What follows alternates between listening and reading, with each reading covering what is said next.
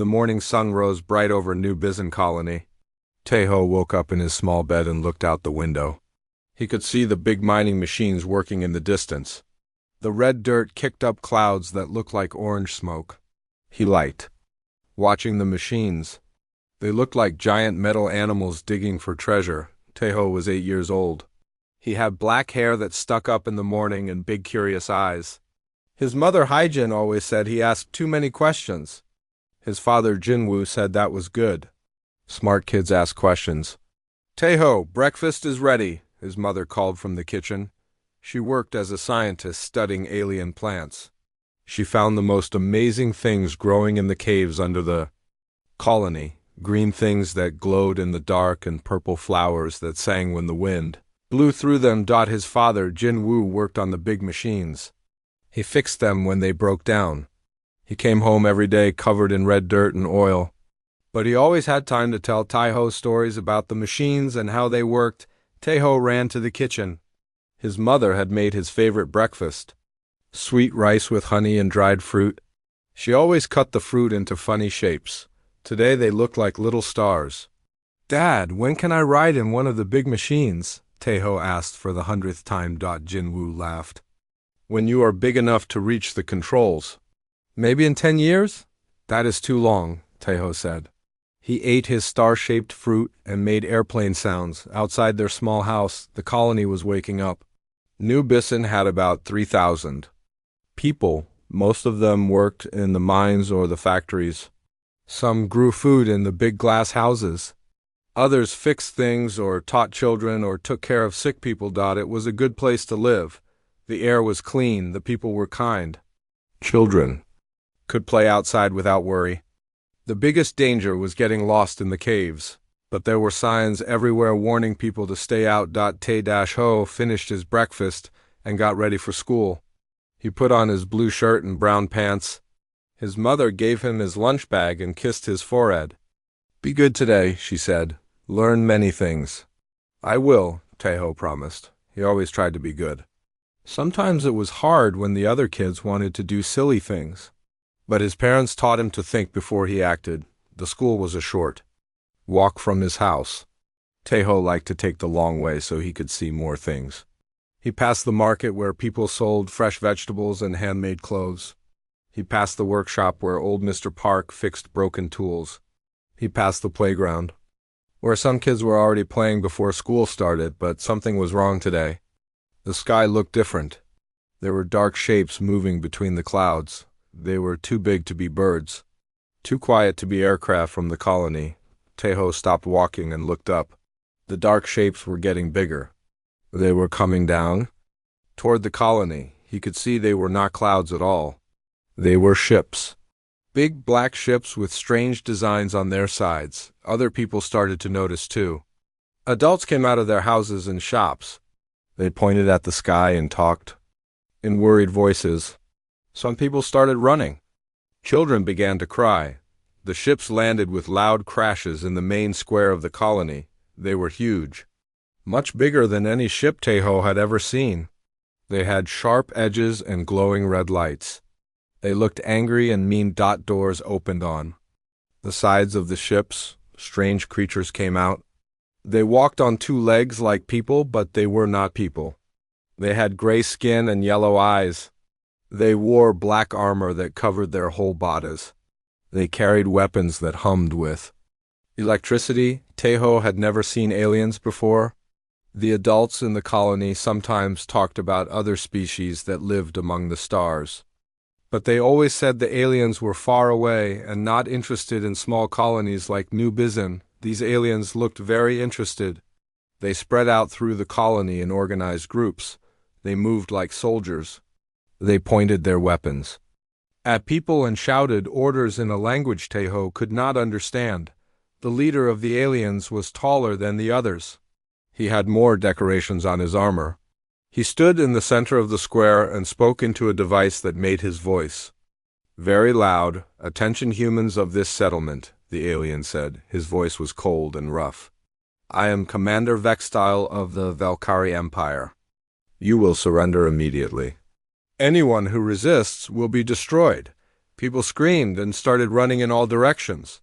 Teho wanted to run too, but he was scared and confused. His legs felt frozen. He stood on the street corner watching.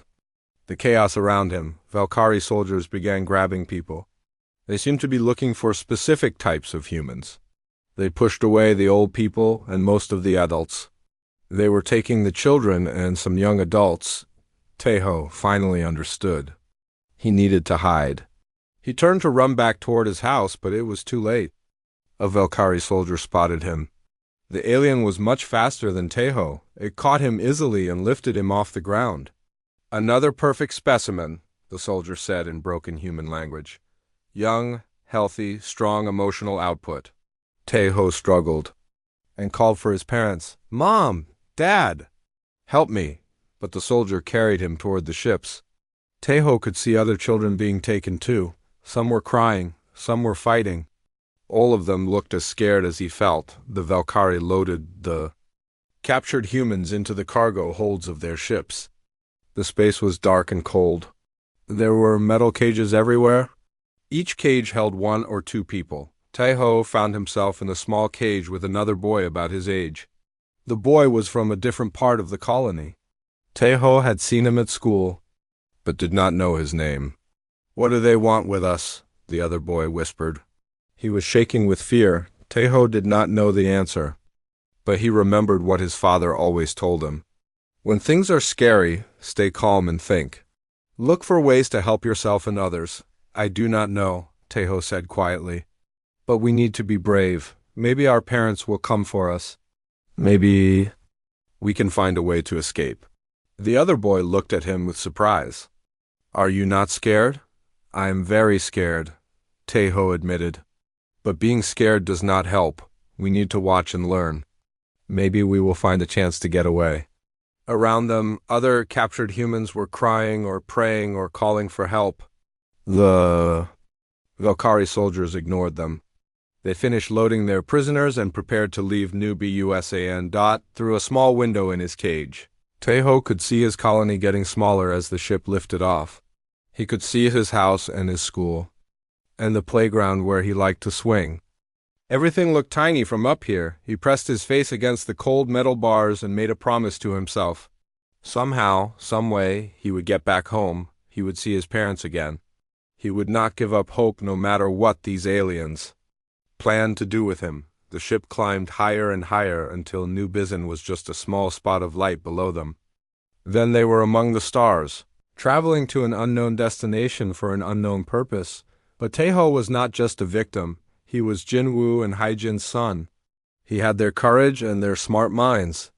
Whatever the Valkyrie wanted him for, they might be surprised by what they got. The ship disappeared into the darkness between worlds, carrying its precious cargo toward a fate none of them could imagine. The Valkyrie ship traveled through space for 3 days. Teho watched the stars through the small window in his cage. They looked different from space than they did from his bedroom window back home. Here they were bright dots of light scattered across endless black. Some were blue, some were red, some were yellow like his son. The other captured humans were not doing well. Most of them cried all the time. Some had stopped eating the strange gray food the Valkyrie gave them. A few adults tried to break out of their cages, but the metal bars were too strong. Teho felt sad for them, but he tried to stay strong. He ate his food even though it tasted like cardboard. He drank the water even though it was warm and had a metallic taste. He needed to keep his strength if he was going to find a way to escape.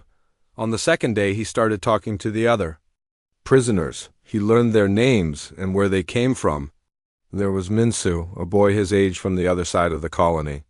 There was Yunyoung, a teenage girl who worked in the greenhouse. There was Dongwon, a young man who taught children how to read. "Why do you think they took us?" Minsu asked during feeding time. "I do not know," Teho said. "But they said something about specimens, like we are animals they want to study." Yunyoung shook her head. "I heard one of them talking. They said something about bait, like they want to use us to catch something." This made everyone more scared. But Teho kept thinking, if the aliens wanted to use them as bait, that meant they were valuable alive. That was good news. It meant they probably would not hurt them right away. On the third day, the ship stopped moving. Through the windows, Tejo could see they had arrived at a bigger ship. This one was enormous. It looked like a floating city made of black metal. It had hundreds of windows glowing with red light. Weapon ports lined its sides like the eyes of a giant monster. The Valkyrie transferred their prisoners to the bigger ship. Tejo found himself in a new cage in a different cargo hold. This one was even colder and darker than the first ship, but it had more prisoners. Humans from other colonies that had been raided. Some had been here for weeks. An older girl named So Young told him what she had learned. They are called the Valkyrie Empire. They travel around the galaxy taking people from different planets. They use us for something called dragon hunting. Dragons? Tejo repeated. Like in the old stories? Not like in stories, So Young said. Real dragons. Huge creatures that live in space. The Valkyrie hunt them for their body parts. Dragon scales can power entire cities. Dragon organs sell for more money than whole planets are worth.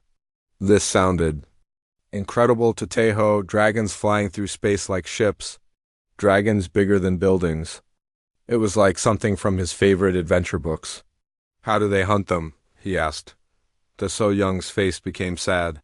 They use us as bait. Dragons are attracted to certain types of thoughts and feelings, especially fear and sadness from young people. They put us in small pods and send us out into space. When dragons come to investigate, the Valkyrie attack them. Tejo felt sick. The aliens were going to use children as bait for space monsters. No wonder everyone was so scared, but part of him was also curious. What did space dragons look like? Were they smart like people, or were they just big animals? Did they really fly through the void between stars like the story said? The next day, Commander Vextel came to inspect the prisoners. He was even more frightening up close. His gray skin had scars across it. His yellow eyes seemed to glow in the dim light. His armor was covered with symbols that hurt to look at.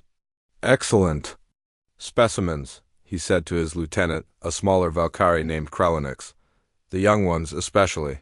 Their emotional output readings are very high. Krellenix looked at a device in his hand. It made beeping sounds as he pointed it at different prisoners. This one shows the highest readings, he said, pointing at Tejo. Fear level normal, but curiosity and hope levels are unusually high. Vextel walked over to Tejo's cage. He stared down at the boy with those terrible yellow eyes. Interesting. Most bait species lose hope quickly in captivity. This one maintains strong mental activity.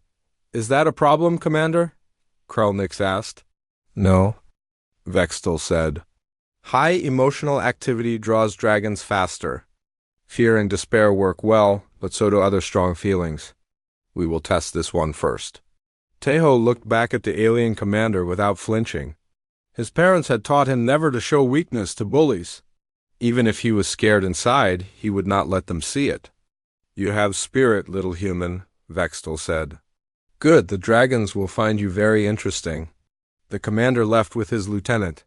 Tejo heard them talking as they walked away. How long until we reach the Drakmor Nebula? Vextel asked. 2 days, Commander. The hunting grounds are fully prepared. Our weapon arrays are charged and ready. Excellent. We will break our monthly quota with this haul. The dragon organs from the Drakmor region are the most valuable. Their scales contain pure stellar energy. Tejo listened to everything. He was learning about his captors and their plans. Knowledge was power, his father always said. The more he knew, the better his chances of survival. That night he shared what he had learned with the other prisoners. Some of them became even more scared, but others seemed to find hope in having information. At least we know where we are going, Dongwan said. The Drakmor Nebula. Maybe someone will come looking for us there. Who would come? Minsu asked. Our colonies do not have warships. Maybe the dragons will help us, Tejo said quietly. Everyone looked at him like he was crazy. Dragons are monsters, Yun-Young said. They will eat us. We do not know that, Tejo replied. The Valkyrie want to hunt them. Maybe that makes the dragons our enemies' enemies. My father says that sometimes means they could be friends. It was a small hope, but it was better than no hope at all. Teho held on to it as the ship continued its journey toward the dragon hunting grounds. 2 days later, they arrived at the Drakmor Nebula. Through the windows, Teho could see clouds of colorful gas stretching in all directions, purple and blue and green mists that sparkled with their own light.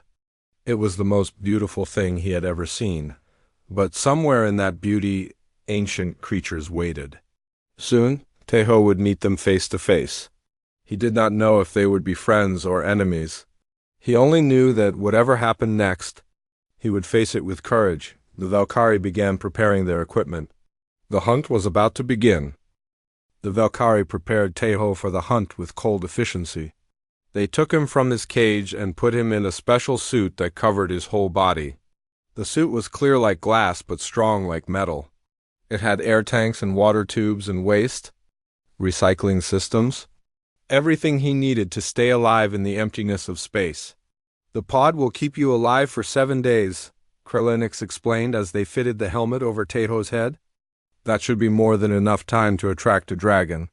Teho tried to stay calm, but his heart was beating very fast.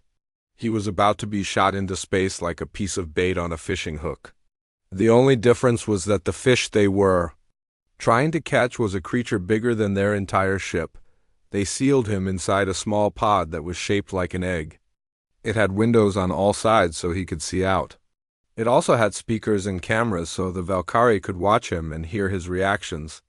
Most importantly, it had powerful transmitters that would broadcast his emotions across space. "Remember, little human," Commander Vextel said through the speaker system, "the more afraid you are, the faster the dragons will come. Do not disappoint us." The pod was loaded into a launch tube and shot out into the Drakmor Nebula. Teho felt his stomach flip as the pod tumbled through space. Then the stabilizers kicked in and he found himself floating peacefully among the colored clouds.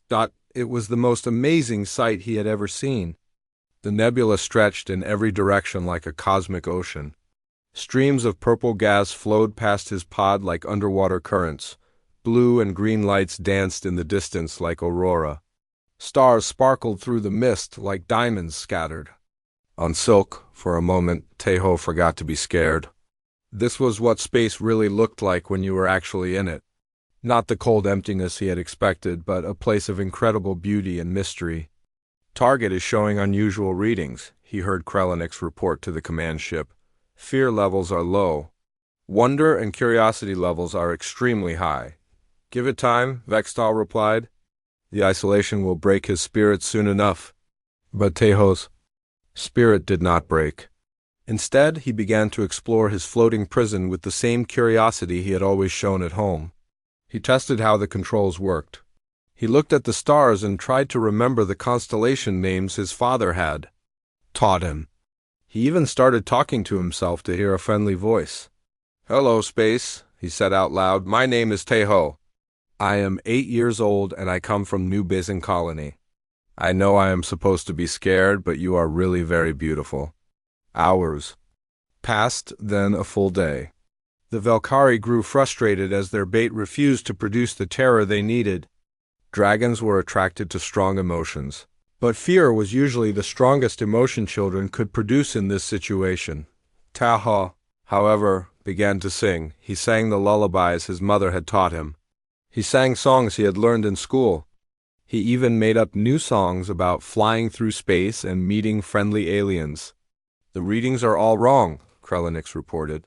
"This human is generating hope, wonder, joy, and curiosity. These are not standard bait emotions." "Perhaps we should try pain inducers," suggested another officer. "No," Vextel said. "We wait. Something this unusual might attract something special." On the second day, Teho started drawing pictures on the condensation that formed on the inside of his pod. He drew his parents, his house, the playground back home. He drew the nebula around him and the stars he could see. He even drew what he imagined dragons might look like, based on the stories his grandmother used to tell. "Still no dragon response," Krelinix reported. "But long-range sensors are detecting something massive moving in the deep nebula." Distance approximately 50,000 kilometers enclosing. Vextel smiled with his sharp teeth. Finally, all weapons prepare to fire on my command. Target the creature's neural centers first, then the wing joints. On the third day, Tejo saw it. At first, it was just a shadow moving through the purple mist. Something so large that it blocked out the stars behind it. As it came closer, Tejo could see that it was not a ship or an asteroid. It was alive. The dragon was beautiful beyond anything he could have imagined. Its scales shimmered with the light of distant stars, shifting from deep blue to brilliant silver as it moved. Its wings were like vast sails that caught the solar wind. Its eyes were ancient and wise, filled with the knowledge of countless worlds. Most children would have screamed in terror at the sight of such a massive creature. Tejo pressed his face against the pod window and whispered, "Hello, beautiful dragon. Are you lonely too?" The dragon heard him, not with its ears but with its mind. For the first time in 1,000 years, Solarith the Starweaver encountered a young creature that greeted her with wonder instead of fear. She extended her consciousness toward the small pod, expecting to find the usual mixture of terror and despair that the metal beings used to lure her kind. Instead, she found curiosity, hope, and an almost overwhelming sense of kindness. The child was not afraid of her. He thought she was beautiful. Solarith had lived for 5,000 years. She had seen civilizations rise and fall. She had watched stars being born and dying. She had grown tired of the endless cycle of hunting and being hunted. But this small being reminded her of something she had almost forgotten. Wonder. Pure, innocent wonder at the beauty of existence. She began to communicate with Tejo, sending him images through their telepathic link. She showed him worlds covered in crystal forests where the trees sang in harmony. She showed him gas giants where creatures made of living lightning danced in the storms. She showed him the birth of stars and the death of galaxies. "You are amazing," Tejo said out loud. "Do you know my parents? Can you help me get home?" Before Solarith could respond, the Valkyrie ships opened fire. Neural disruptor beams lanced through space, designed to paralyze dragons so they could be harvested safely. Pain shot through Solarith's massive body as the weapons found their mark, but this time she was not alone and confused. This time she had something to protect. Her rage was magnificent and terrible. It lit up the entire nebula like a second sun. She wrapped her body around Tejo's pod, shielding him with scales harder than diamond. Then she called out across the void with a voice that could crack planets. "Come, my brothers and sisters. Come and see what the metal beings have done. Come and meet the small wonder they tried to use against us." The response was immediate. Dragon calls echoed through space from every direction. The hunt had become something else entirely. The hunters were about to become the hunted. The Valkyrie fleet had expected to hunt one dragon. Instead, they found themselves surrounded by dozens of the ancient creatures. They came from every direction, emerging from the nebula clouds like living mountains. Each one was different. Some had scales that glowed like molten gold. Others had wings that seemed to be made of pure starlight. A few were so old that small asteroids orbited around their massive bodies. "All ships, evasive maneuvers," Commander Vextel shouted over the communications system. "Deploy the neural nets. Fire quantum torpedoes at the largest targets." But the dragons did not attack immediately. Instead, they formed a circle around the Valkyrie ships, watching and waiting. Solarith still protected Tejo's pod with her body. But now she had backup. The largest dragon was ancient beyond measure. Elder. Veilthus had lived for 10,000 years. Scars from 100 battles marked his midnight black scales. His eyes held the wisdom of ages, and when he spoke, even other dragons listened. "Sister Solarith," his voice rumbled through space like distant thunder. "Why do you protect the metal being's bait? Why do you call us here for a human child?" Solarith's response surprised everyone, including herself. "Because this one is different, Elder. Touch his mind and see for yourself." Elder Veilthus extended his consciousness toward the small pod. Like Solarith, he expected to find fear and despair. Instead, he found something that stopped him cold. Te-Ho was not just unafraid, he was fascinated, even surrounded by creatures that could destroy planets. The boy was trying to count how many dragons there were and wondering if they had names and families like people did. "Hello, big dragon," Te-Ho said when he felt the new presence in his mind. "Are you Solarith's friend? She has been showing me amazing things. Did you know there are flowers made of ice that bloom in the rings of frozen planets?" Elder Valthus was speechless. In 10 millennia of existence, no prey species had ever addressed him with such innocent curiosity. Most creatures begged for mercy or screamed in terror. This child wanted to know about ice flowers. "What are you called, small one?" Elder Valthus asked gently. "My name is Te-Ho. What is your name? Do dragons have families? Do you have children like my parents have me?" The questions came in a rush, each one revealing more of the child's remarkable nature. Te-Ho was not trying to escape or bargain for his life. He genuinely wanted to learn about dragons the same way he had wanted to learn about the mining machines back home. Elder Valthus made a decision that would change the galaxy forever. He opened a telepathic link between Te-Ho and the entire Dragon Collective. For the first time in their long history, the ancient dragons experienced human consciousness directly. What they found amazed them. Te-Ho shared his memories freely. He showed them his parents reading him bedtime stories. He showed them the taste of his mother's sweet rice and the feeling of his father's strong hands lifting him up to see over crowds. He showed them the joy of discovering a new kind of bug in the garden and the satisfaction of solving a difficult puzzle at school, but most importantly, he showed them how humans could find beauty and wonder in even the darkest situations.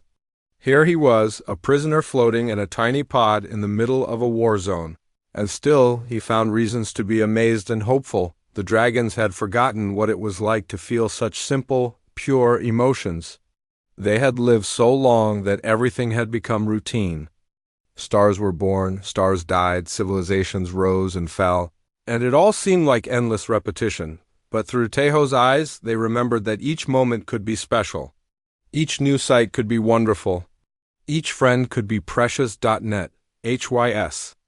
The Void Caller, whose scales were the color of deep space, spoke for many when she said, "This small being possesses something we lost long ago, the fire of innocent wonder. How did we forget that existence itself is a miracle?" Corvain the Starbane, whose breath could melt asteroids, added, "We have grown cold in our wisdom. This child reminds us that knowledge without wonder is empty." The Valkyrie ships hung helpless in the center of the dragon circle, their weapons useless against so many targets. Commander Vextal watched his perfect hunt falling apart. "Sir," Krelenix reported nervously, "the dragons are not behaving according to any known patterns. They should have attacked by now or fled. Instead, they seem to be communicating with the bait." "Impossible," Vextal snarled. "Dragons are animals. Dangerous animals, but animals nonetheless. They do not communicate with prey." But even as he spoke, he could see that something unprecedented was happening. The dragons were sharing something among themselves. Their massive heads turned toward each other in what looked almost like conversation. Elder Valthus finally addressed the Valkyrie directly. His mental voice was so powerful it overloaded their communication systems and spoke directly into their minds. "Metal beings," he said, "you have made a grave error. You thought to use this child as bait to trap us? Instead, you have given us a gift beyond price. You have reminded us why life is worth protecting." Commander Vextal struggled to understand what was happening. "Surrender the bait, beast. Return to your holes and we will let you live." The laughter of 40 dragons shook the entire nebula. It was not cruel laughter, but the kind of amusement adults feel when children say something particularly naive. "You misunderstand your situation," Elder Valthus replied. "You are surrounded and outgunned. Your ships are disabled and your weapons are useless, but we do not wish to destroy you. This child has taught us a better way. What do you want?" Vextal demanded. "We want you to learn what we have learned." That the universe is vast and beautiful and full of wonders worth protecting. That small acts of kindness matter more than great acts of violence. That innocent wonder is more valuable than all the treasures in the galaxy. Solarith gently moved her massive head close to Teho's pod. "Small friend," she said, "would you like to help us teach these metal beings a better way to live?" Teho nodded eagerly. "Yes, but they took other children too, and they hurt people. On my home planet, can we help everyone?" "We can try," Solarith promised. "Will you trust us?" "I trust you," Teho said without hesitation. "You're good dragons, I can feel it." And so began the most unusual negotiation in galactic history. An 8-year-old human boy, protected by ancient space dragons, about to teach a galactic empire that there were better ways to live than through fear and violence. The Valkyrie fleet floated helplessly in the dragon circle.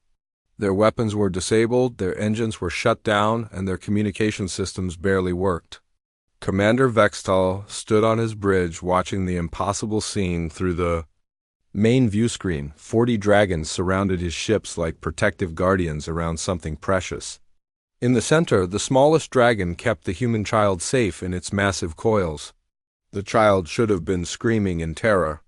Instead, he seemed to be having a conversation with creatures that could swallow his ship whole. "Status report," Vextal demanded. "All weapon systems are offline," Krelenix reported. "The dragons used some kind of electromagnetic pulse that fried our circuits without damaging our life support.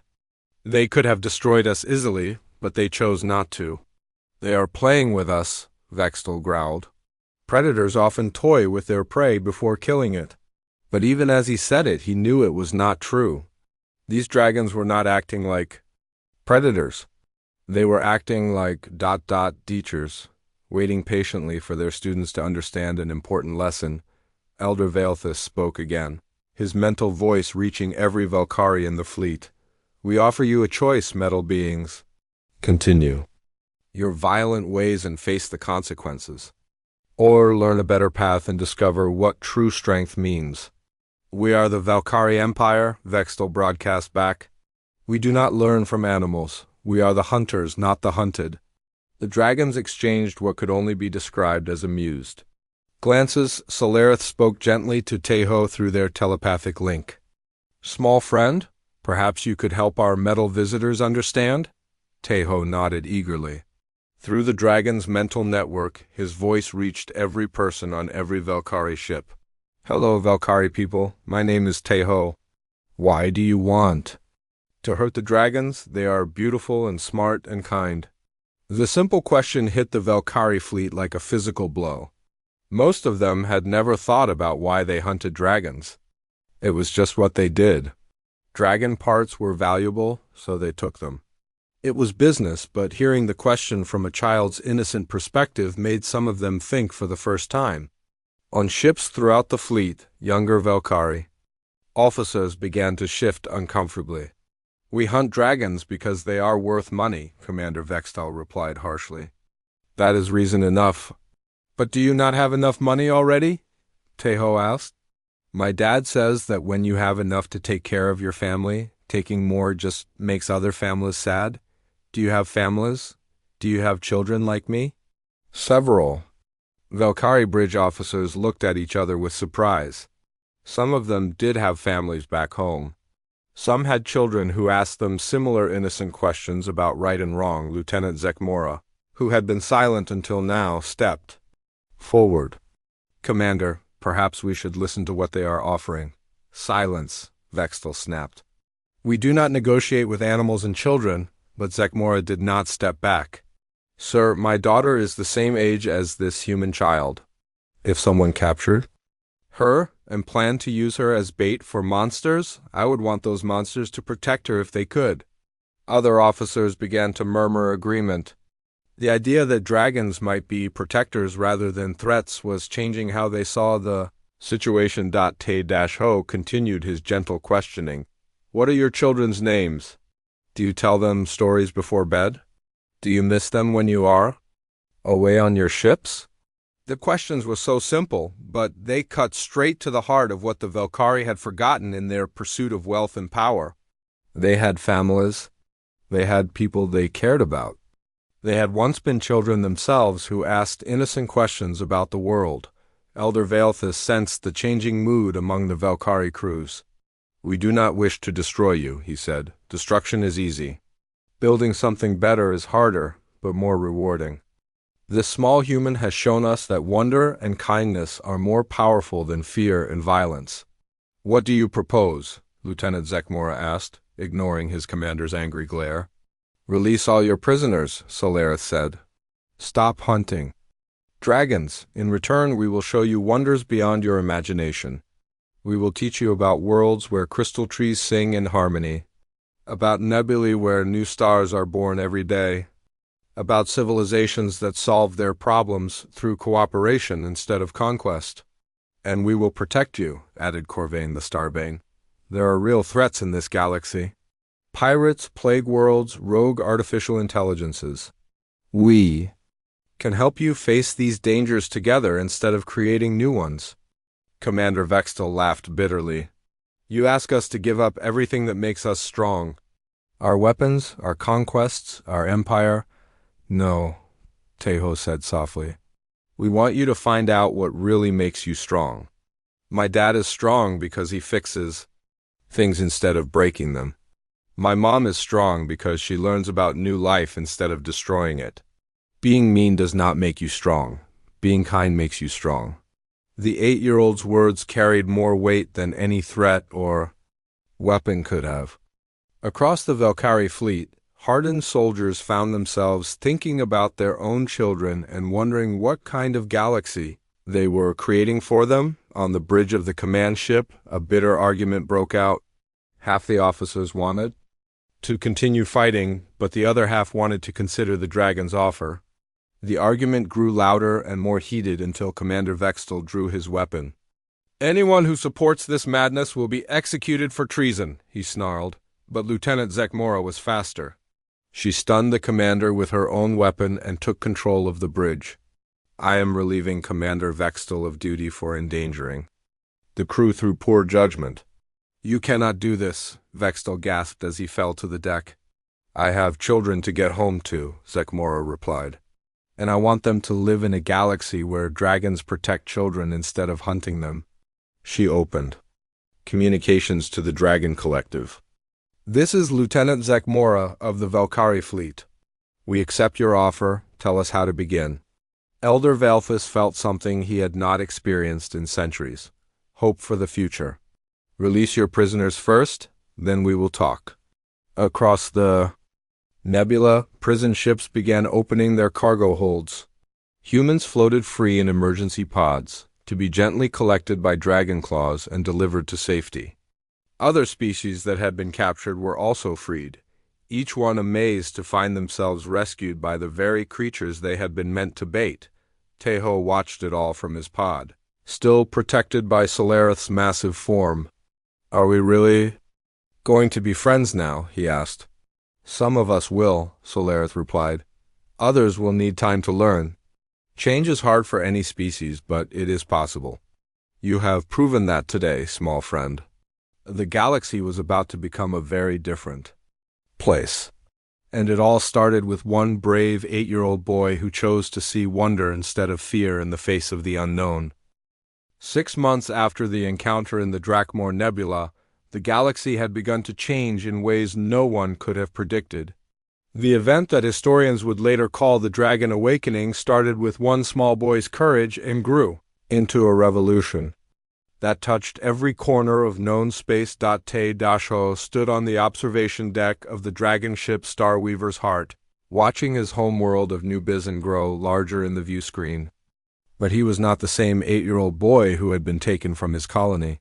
His experiences had matured him, though he still kept the wonder and kindness that had saved so many lives.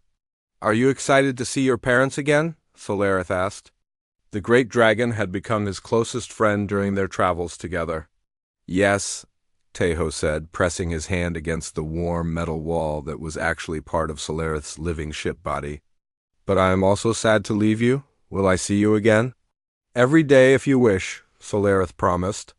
New Bizan is now a sanctuary world under dragon protection. I will be staying in orbit to watch over your people. The changes had happened quickly. Once the dragons decided to become active protectors instead of distant observers, worlds that had suffered under Valkyrie raids were now safe under the dragon shield.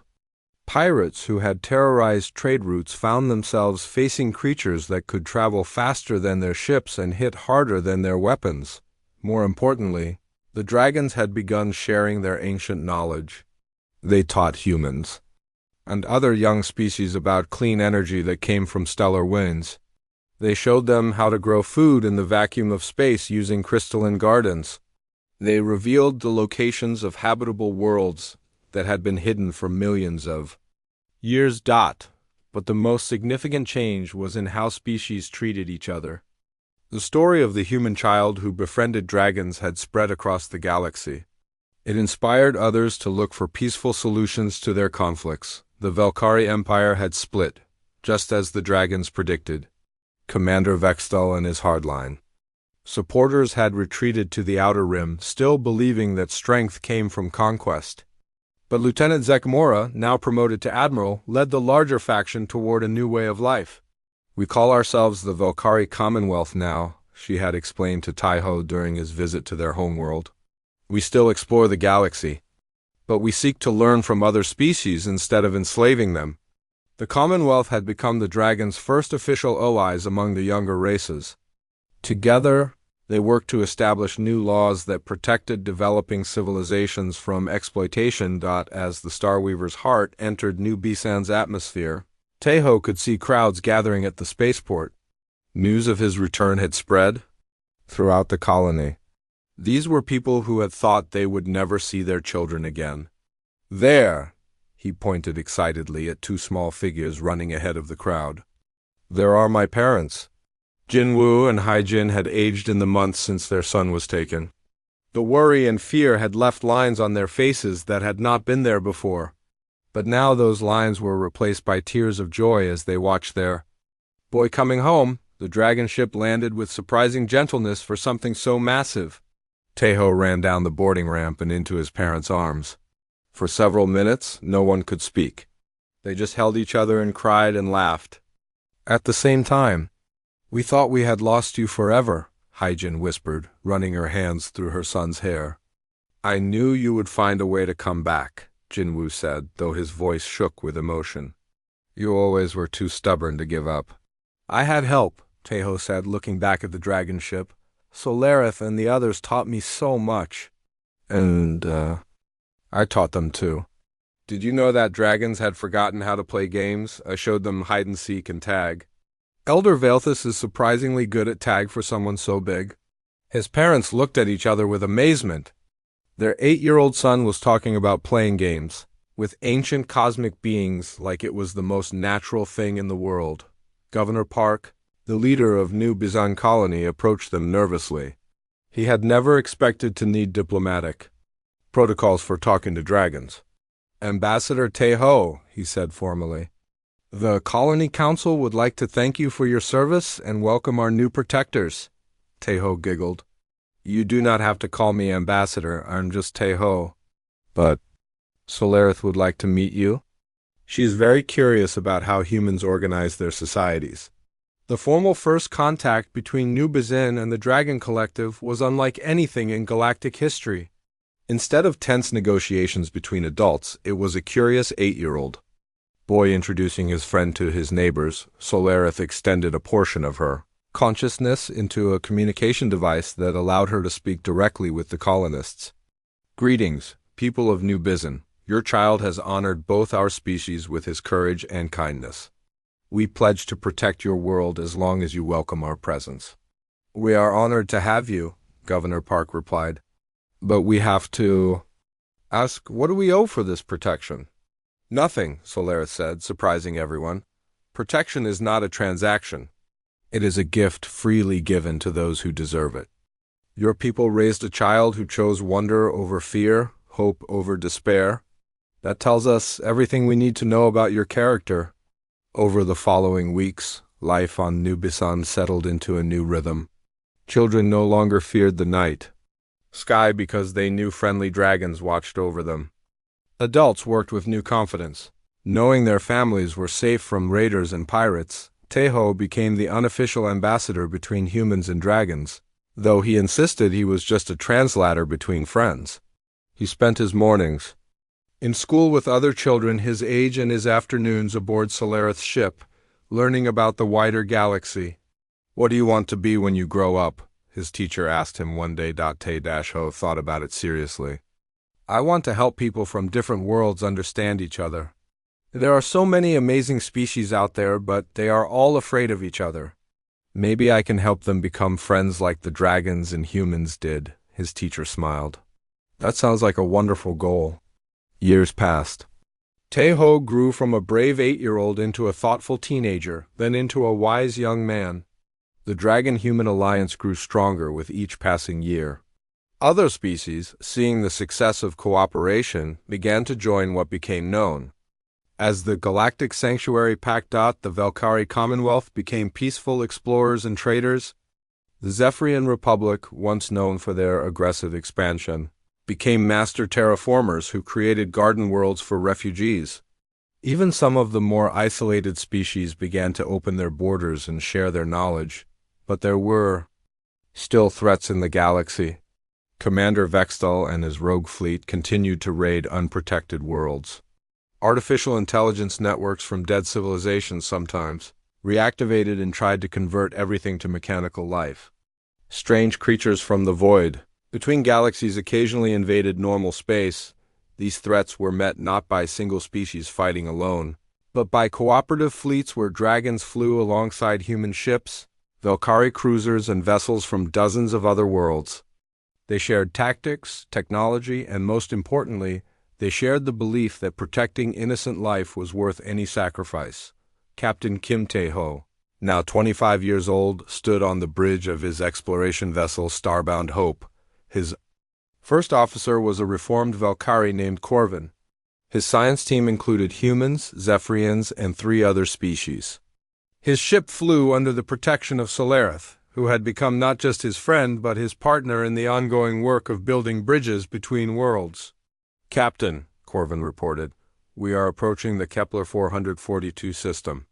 Long-range scans show signs of a developing civilization on the 4th planet." "Any signs of outside interference?" Teho asked. "Negative, sir. They appear to be an early industrial development." "No space travel yet. Then we watch and protect," Teho decided. "If they reach out to the stars on their own, we will be here to welcome them. If anyone tries to exploit them before they are ready, we will stop it." It was the same approach the dragons had taken with humanity centuries ago, before the Valkyrie raids forced them to intervene directly. Now that intervention had grown into something beautiful, a galaxy where the strong protected the weak, where different species learned from each other, and where a child's innocent question could change the course of history. Solarith's mental voice reached him across the void. "You have done well, small friend who became a great friend. Your parents would be proud." Teho smiled, thinking of Jinwoo and Haijin, now grandparents to his own daughter Nari.